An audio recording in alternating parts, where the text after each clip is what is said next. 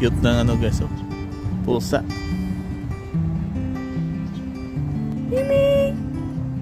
Mimi!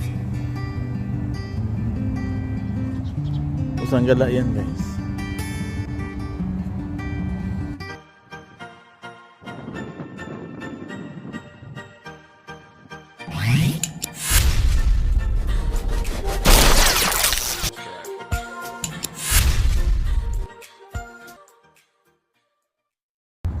Isang mapagpalang araw sa tinlahat guys. Dito naman tayo ulit sa itong park na ito dito. At ayun yung sasakyan natin nagkaparada doon.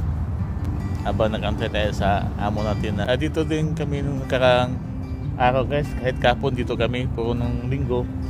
May video ko dito nung nakaraang linggo. Ito nakaraang linggo lang. Sunday yun. At tapos nilagyan ng kumakain ba tayo ng Indian foods na binili natin doon sa lapit doon sa Maygamiya, doon sa Caldea. Sobrang loob nito. Maluwang.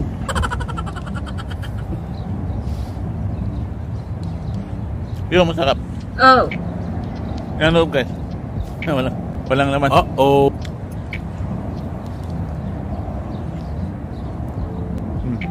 Mahal ng kunti. Hindi ko alam ng taon ito, hindi na ako nagtatanong doon, basta gusto ko lang siya matigman. Kaya guys, ito guys, may oras pa tayo guys, maganda muna tayo ito, mag-ikot-ikot muna tayo dito sa park.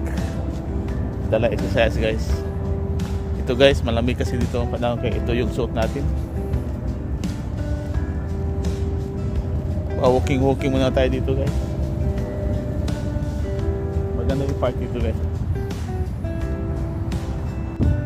Yan, may laruan ng mga para sa mga kids, for the kids. Ayan.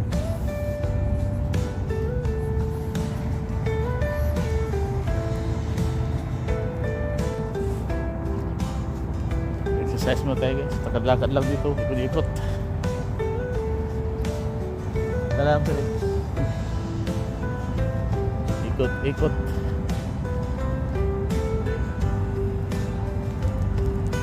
Yung caretaker dito, Indiano.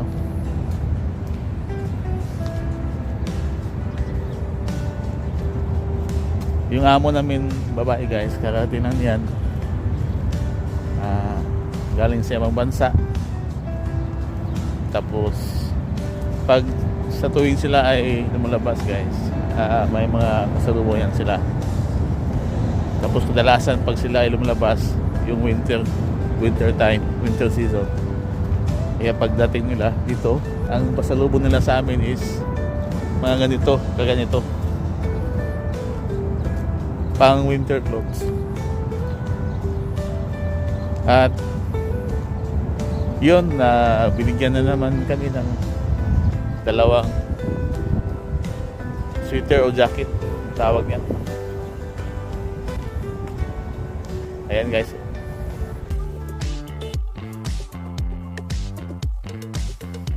Guys, Wow. tama na naman pala. Ayun guys, may dagdag naman tayo ng mga jacket na pang winter. Ibang design din. Yung isa, okay din. Pero walang bulusa, mas okay yung may bulusa. At least, meron tayong bagong winter clothes lang. Ayos lang. Thank you Lord. Nakakatawa lang guys dahil siyempre mapipil natin na mabait yung amo natin pag ganyan. Naalala nila tayo sa mga ganyang bagay.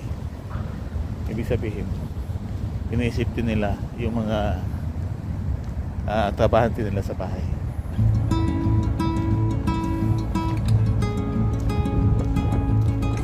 Malamig guys, malamig. Kahit nagaganito na tayo. Pero okay lang. Ito tayo ikot-ikot. Lakad-lakad.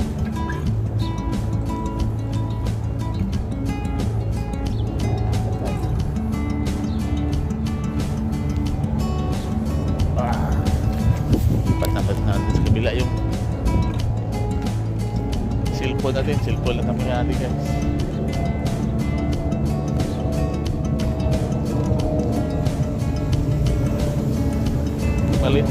Maliit lang ang part.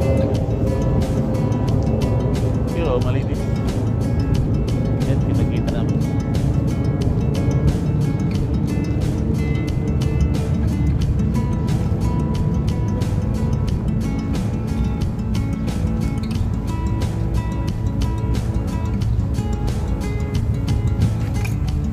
Ayun.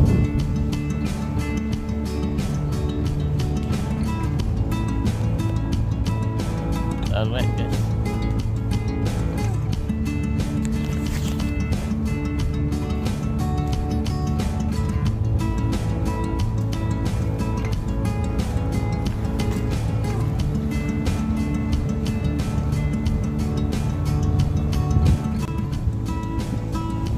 Ito yung mga makikita natin dito ng mga puno guys. Ginagawa nilang mga pang landscape dito. Parang katulad yan sa atin sa Davao dyan sa SM o sa may Dakudaw sa mga open canal. Ito yun siya. Parang ganon. Pero di ako sigurado kung ito ba yun talaga. At nang sinubukan kong tingnan sa Google, at ito yun ang lumabas guys. Yan siya ang lumabas guys. Ay ba nga pala tayong ano guys, itlog saka tubig. Kainin natin ito dito guys. Kainin natin itong baon natin na ano guys. Ito, dalawang nilagang itlog. May dala din yung tubig. Ito guys is ano to guys, lemonade. Lagyan ko lang ng tubig.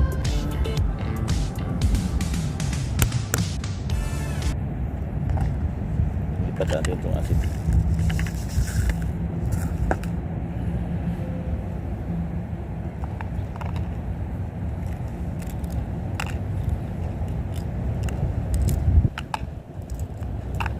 Kung sa Bisaya pa ni guys, dipinsa sa mga karaang word sa Bisaya sa mga sugarol. Di ko sugarol guys, pagkabalo kumutugan, pagkabalo kumutula o mga para ay tawag ko kan guys sa Bisaya, dipinsa sa 5 years.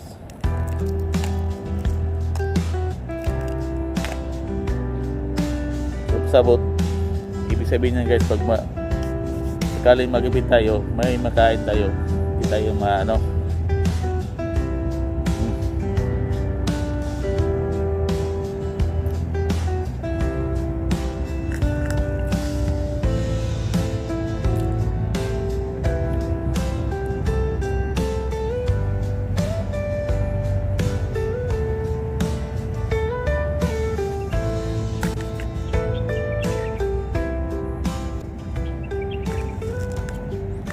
Alright guys, hanggang dito lang po video natin guys. Maraming salamat po sa panonood. Please like, share, and subscribe my YouTube channel. And stay safe lang po tayo lagi guys. And God bless po sa ating lahat. Bye guys!